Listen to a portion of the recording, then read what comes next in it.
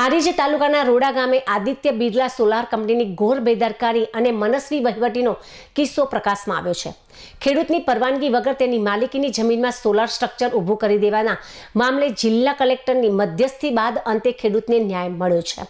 રોડા ગામના ખેડૂત મોગજીભાઈ ચૌધરીની જમીનમાં આદિત્ય બિરલા સોલાર કંપની દ્વારા કોઈપણ પ્રકારની પૂર્વ મંજૂરી કે પરવાનગી લીધા વગર જ સોલાર પેનલ્સ માટેનું લોખંડનું સ્ટ્રક્ચર ઊભું કરી દેવામાં આવ્યું હતું। ખેડૂત જ્યારે આ ગેરકાયદેસર કામગીરી જોઈ ત્યારે તેમણે કંપનીના સત્તાધીશોને મૌખિક રજૂઆત કરી કામ બંધ કરવા જણાવ્યું હતું।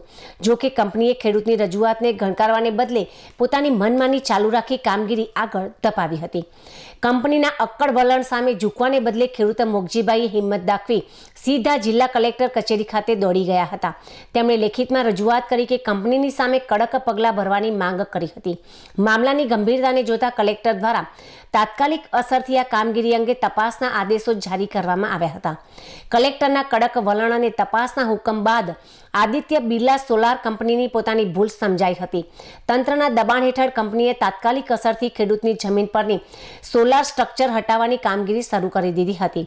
ન્યાય મળ્યા બાદ ખેડૂત મોગજીભાઈ ચૌધરીએ હાશકારો અનુભવ્યો હતો અને પારદર્શક કામગીરી બદલ જિલ્લા વહીવટી તંત્ર તેમજ કલેક્ટરશ્રીનો હૃદયપૂર્વક પણ આભાર વ્યક્ત કર્યો હતો। તેમણે જણાવ્યું હતું કે આ કિસ્સો અન્ય કંપનીઓ માટે પણ લાલબત્તી સમાન છે કે જે ખેડૂતોના હક છીનવવાનો પ્રયાસ કરે છે। મારું નામ ચૌધરી મોગજીભાઈ માવજીભાઈ છે। ગામ રોડા, તાલુકો હારીજ, જિલ્લો પાટણ।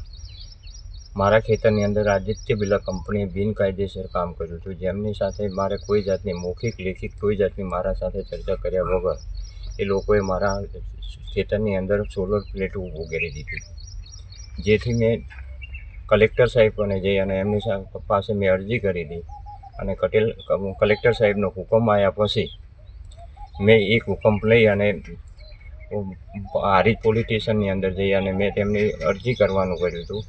પોલીસ કેસ એમની પાસે દાખલ કરતો હતો, તો એમને કીધું કે 10 દિવસની એમને મોહલત આપો, જેથી મેં એમને 10 દિવસની મોહલત આપી અને આજે મારા ખેતરની અંદર ખાલી થઈ ગયું છે ખેતરની અંદર, અને જે કંપની બિનકાયદેસર કામ કર્યું હતું તો જે ખાલી કરી રહી છે અને મને યોગ્ય ન્યાય મળ્યો છે।